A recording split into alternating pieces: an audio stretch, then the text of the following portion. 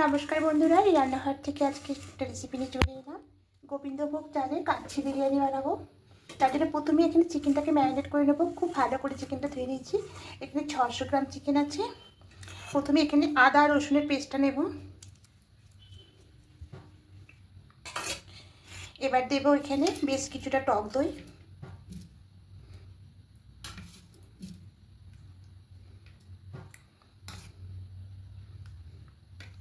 এবার দেবো গোলমরিচ পাউডার, আর দেবো আধখানা পাতিলেবুর রস।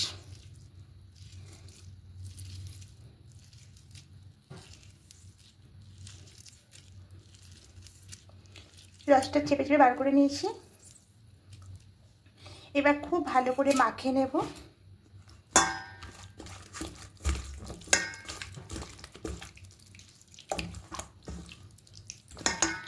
খুব ভালো করে মাখাতে হবে।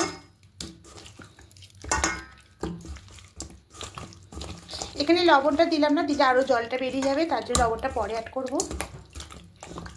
তা খুব ভালো করে মাখিয়ে নিয়েছি। এবার ঢাকা দিয়ে 1 ঘন্টা মতো রেখে দেব। সাদা তেল দিয়েছি আর এখানে পেঁয়াজ কুচি রেখেছি। এখান থেকে কিছুটা পেঁয়াজ দিয়ে দেবো বেরেস্তা করার জন্য।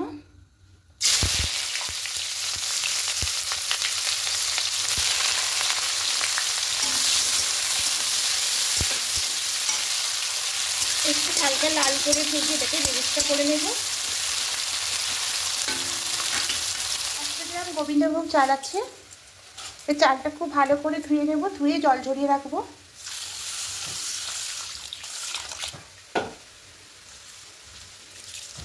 এবার করে খুব ভালো করে ধুয়ে নেব, তারপরে একটা ছাঁকনির মধ্যে জল ঝরিয়ে রেখে দেব। পেস্টটা হয়ে গেছে, এবার তুলে নেব।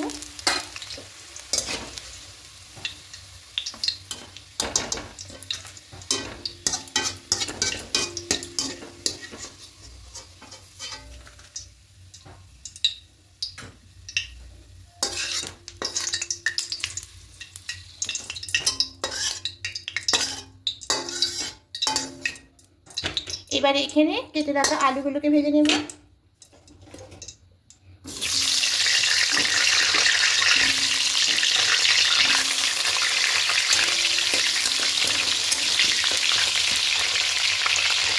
ভালো করে ভাজা হয়ে গেছে, আলুগুলো তুলে নেব।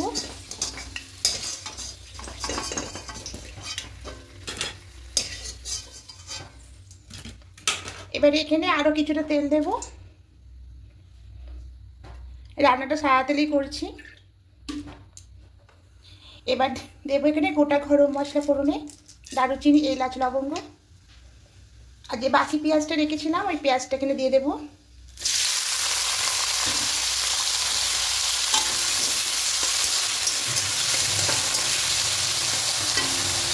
পেঁয়াজটা ভাজা হয়ে গেছে লাল করে। এবার এখানে ম্যারিনেট করা চিকেনটা দিয়ে দেবো।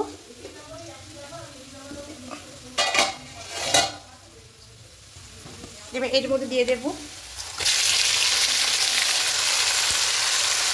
কিছু গুঁড়ো মশলা দেবো, সামান্য অল্প করে ধনিয়া গুঁড়ো, জিরে গুঁড়ো, হলুদ গুঁড়ো, লঙ্কা গুঁড়ো।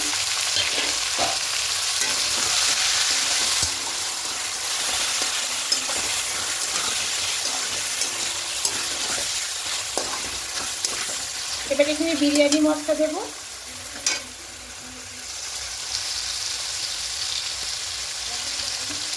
এবার দিয়ে খুব ভালো করে কষিয়ে নেব।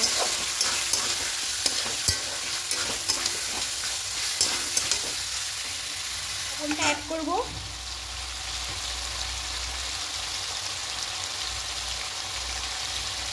আবারও খুব ভালো করে মিশিয়ে নেব।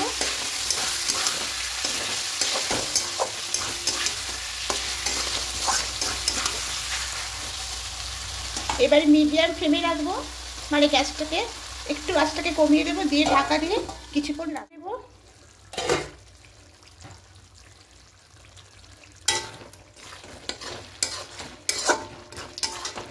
এবার এখানে ভেজে রাখা আলুগুলো দিয়ে দেবো।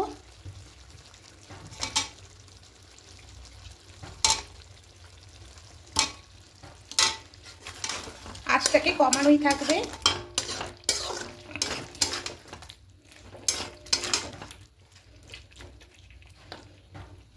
এবার আবারও ঢাকা দিয়ে দেবো। ঢাকাটা খুলে নেব।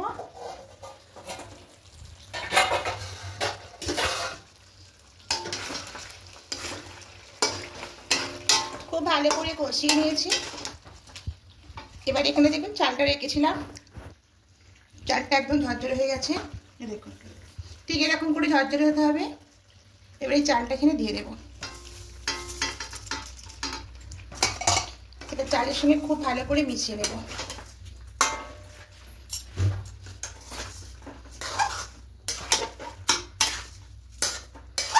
এবার গ্যাসের ফ্লেমটাকে একটু বাড়িয়ে দেবো। আঁচটাকে বাড়িয়ে দিয়ে চালটাকে একটু খুব ভালো করে সমস্ত কিছুর সঙ্গে মিশিয়ে একটু ভেজে নিতে হবে। এর থেকে আর বেশি করবো না। এবার এখানে জলটা মেপে রেখেছিলাম, এই কাপের মাপে 2 কাপ চাল নিয়েছি, তো 4 কাপ জল দেবো। তাই 3 কাপ জল দেবো। এটা ম্যারিনেট করে বাটির মধ্যে দিয়ে জলটা দিয়ে দিলাম।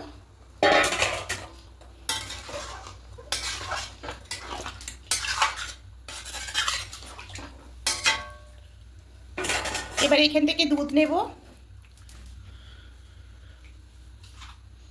পুরো মাপে করতে হবে, তাহলে খুব ভালো, মাপে করলে পারফেক্ট হবে।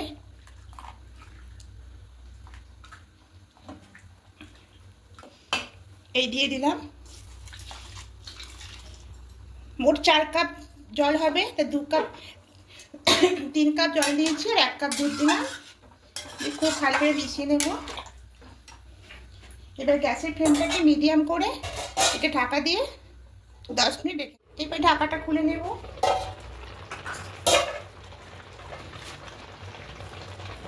এখানে ঘাটবো না। এবার এরপর দিয়ে পেঁয়াজ বেরেস্তা দিয়ে দেবো।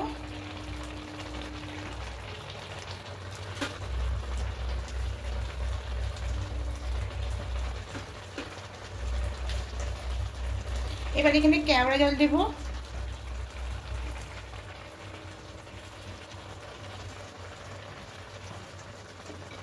গোলাপ জল দেবো।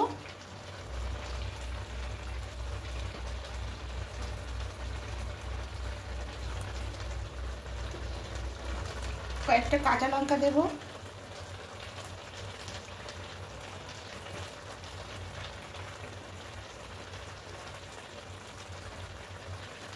আবারও ঢাকা দিয়ে মিডিয়াম আছে আবার 10 মিনিট রেখে দেবো।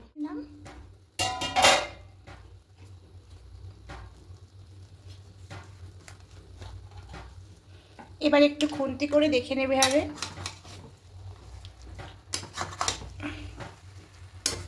দেখুন জল একদম ঝোলটা টেনে নিয়েছে। এভাবে করে সব মিশিয়ে নেব।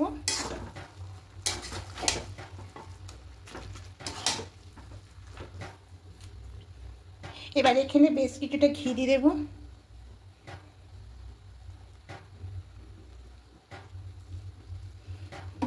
এবার খুব ভালো করে মিশিয়ে নেব।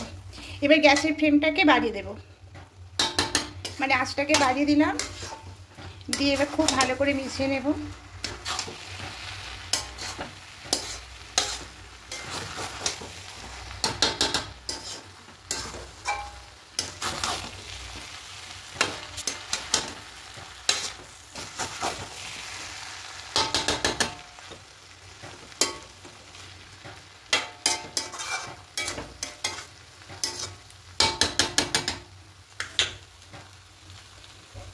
এবার ঢাকা দিয়ে দেব। ঢাকা দিয়ে একটুখানি রাখবো, যেহেতু গ্যাসটা বাড়ানো আছে। আবার একটু নাড়াচাড়া করে নেব। এবার গ্যাসের ফ্লেমটাকে একদম বন্ধ করে দেবো, গ্যাসটা অফ করে দেব, দিয়ে খুব ভালো করে মিশিয়ে নেব।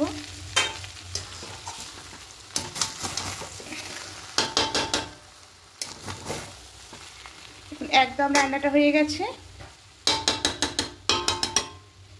এবার ঢাকা দিয়ে কিছুক্ষণ রাখবো, 10 মিনিট রেখে দেবো। গ্যাস অফ করে ঢাকা দিয়ে 10 মিনিট রেখে দেবো।